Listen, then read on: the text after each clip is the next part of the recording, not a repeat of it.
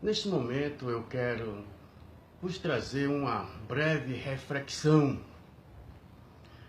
sobre Jesus, a verdadeira figueira.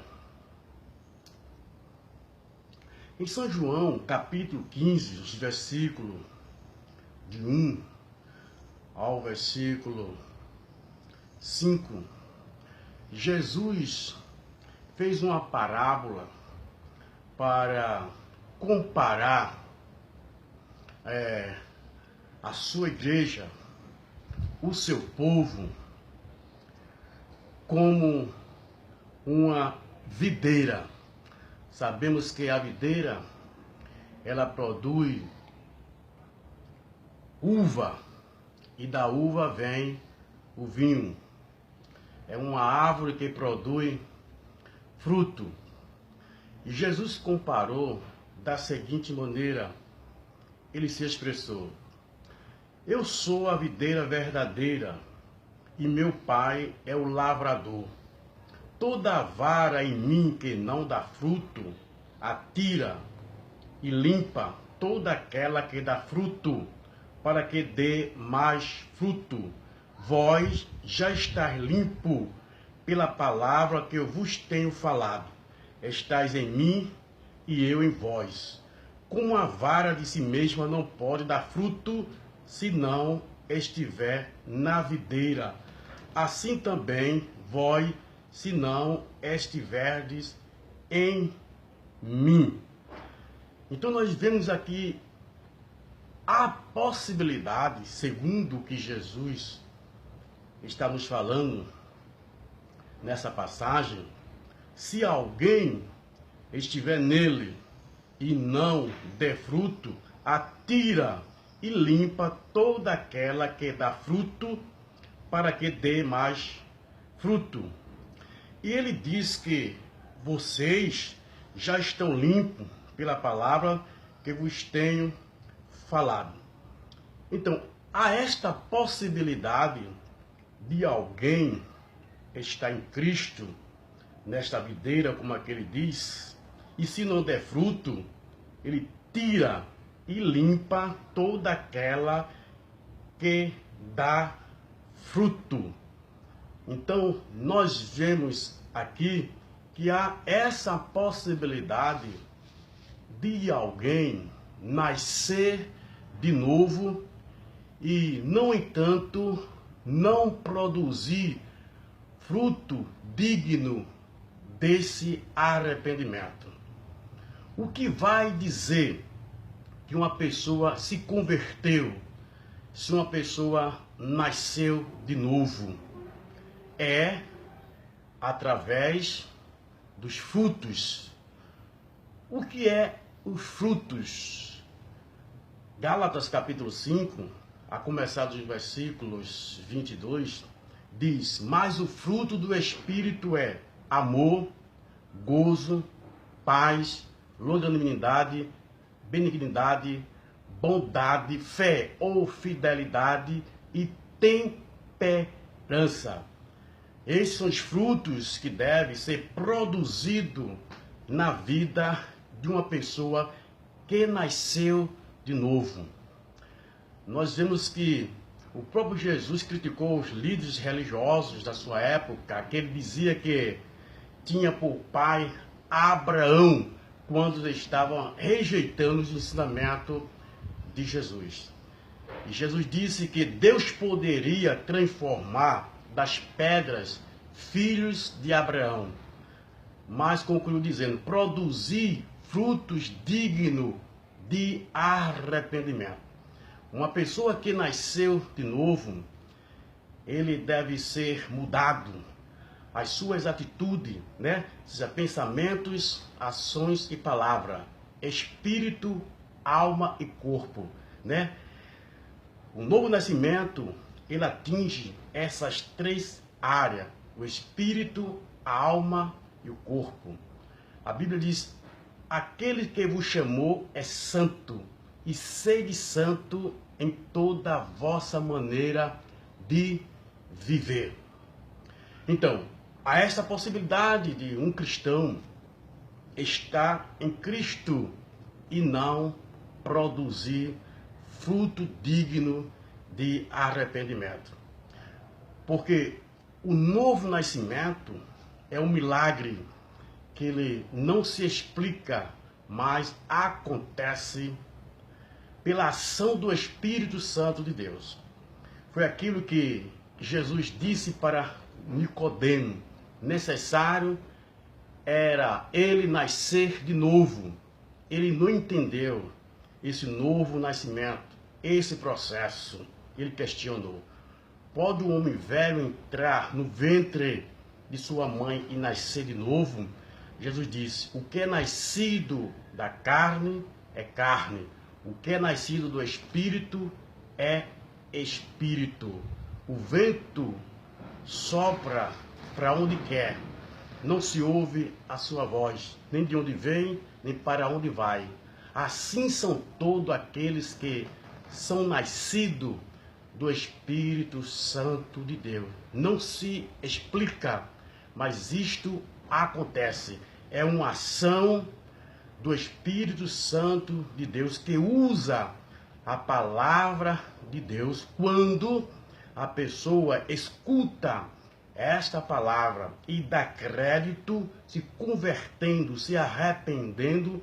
Então acontece o processo do novo nascimento. Desse momento em diante, esta pessoa deve renunciar tudo aquilo que o afastava de Deus, que é o pecado. O que é pecado? É tudo aquilo que atinge a santidade de Deus. É tudo aquilo que vai de encontro à palavra de Deus. E a maneira pela qual Deus vai santificando a pessoa que nasceu de novo é pela sua palavra. Foi aquilo que Jesus disse: vós já estáis limpo pela palavra que eu vos tenho pregado.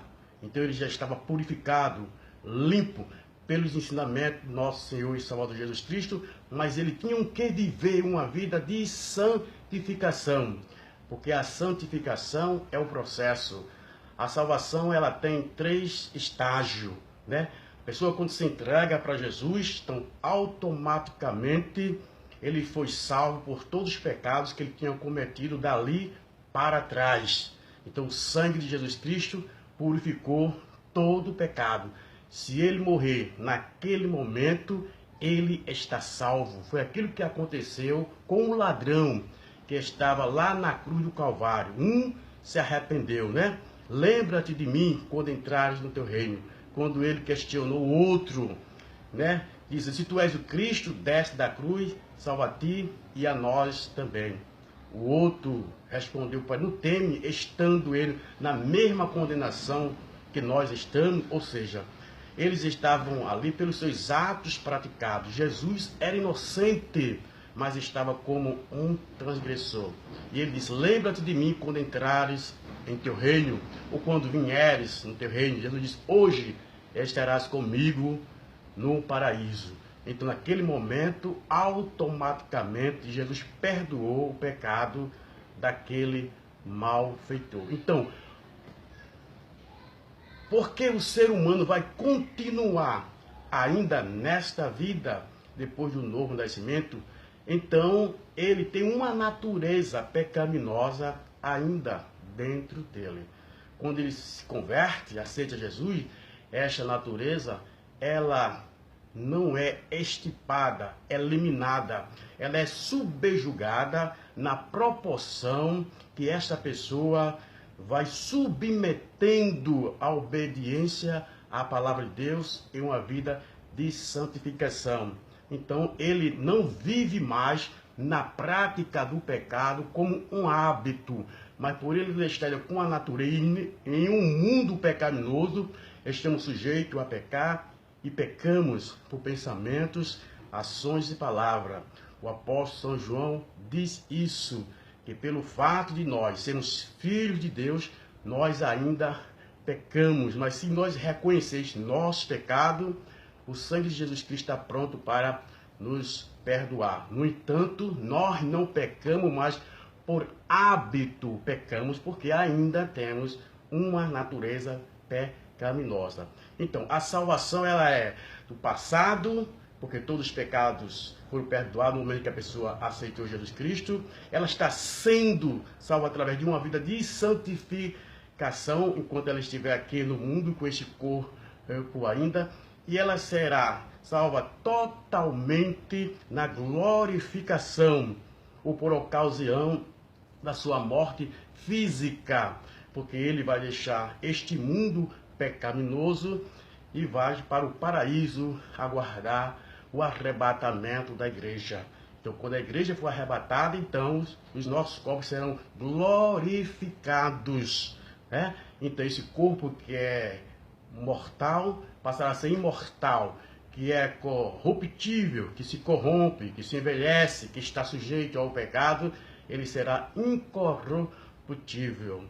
Então, segundo o ensinamento de Jesus, há possibilidade de alguém nascer de novo e não corresponder, né, com esse novo nascimento, não viver uma nova vida para Deus, não obedecer os princípios da palavra de Deus, né? E a Bíblia é bem clara, o apóstolo São Paulo, né, quando faz comparação entre os judeus, né, a nação israelita, quando Deus tirou do Egito, né, com mão forte, com mão poderosa, para os introduzir em Canaã. Então ele estava em um deserto, né, em caminho a Canaã. E a Bíblia diz que Deus não se agradou da maior parte deles, porque pecaram, né? Foram idólatras, se prostituíram, tentaram ao Senhor e caíram no deserto. E o apóstolo São Paulo diz que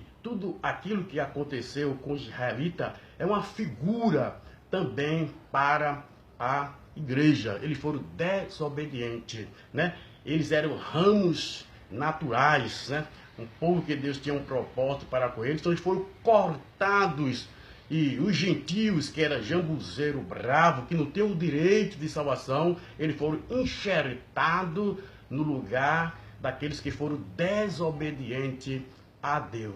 No entanto, a igreja do nosso Senhor e Salvador Jesus Cristo, ela é composta de judeu e gentio. Pela graça de Deus, eles são salvos mediante o sacrifício do nosso Senhor e Salvador Jesus Cristo. A ponto de Jesus dizer para os apóstolos: não foi vós que me escolheste, mas eu vos escolhi e vos nomeei para que varde e dê fruto, e o vosso fruto permaneça. Esta escolha aqui é no sentido da palavra restrita, estava falando aos apóstolos. Não foi vós que me escolheste, foi aqui que Jesus diz: não escolhi eu 12, um dentre vós é o diabo, se referindo a Judas Iscariote. Então, Deus escolheu, né, os apóstolos para que ele produzisse fruto de arrependimento. Hoje nós somos salvos pela graça de Deus, né? Nós atendemos o chamamento através do Evangelho de nosso Senhor Jesus Cristo. Então, nós participamos a igreja, nós estamos enxertados em Cristo Jesus. Jesus, se referindo em João capítulo 15, versículo 16, ele diz: eu tenho outras ovelhas que não são deste aprisco, desse rebanho, convém me agregar a vós, se referindo ao gentio. Elas ouvirão a minha voz e me seguirão. Aí vemos que a salvação se baseia em a pessoa ouvir o Evangelho do nosso Senhor Jesus Cristo e entregar a sua vida a eles. Então essas pessoas passarão a ser ovelha de um só rebanho, composta de judeu e gentio. Então que esta reflexão fique bem claro, que nós estamos em Cristo Jesus para produzir frutos dignos de arrependimento. É aí que se conhece que uma pessoa ela foi transformada, foi regenerada através do seu testemunho, da sua maneira de viver, porque houve mudança na vida desta pessoa, porque ele vive agora na dimensão do Espírito Santo de Deus, na direção do Espírito Santo de Deus. Ele submete aos ensinos da palavra de Deus e a palavra de Deus vai santificando a sua vida. Foi isso que Jesus disse em João capítulo 17:17. Santifica-os na verdade, a tua palavra é a verdade. Então é a palavra de Deus que vai nos corrigindo, que vai nos orientando como nós devemos proceder na caminhada espiritual. E assim nós fazendo, nós vamos produzindo sempre fruto. Como Jesus disse, Ele está limpando sempre as nossas vidas e nós vamos produzindo frutos dignos de um verdadeiro arrependimento.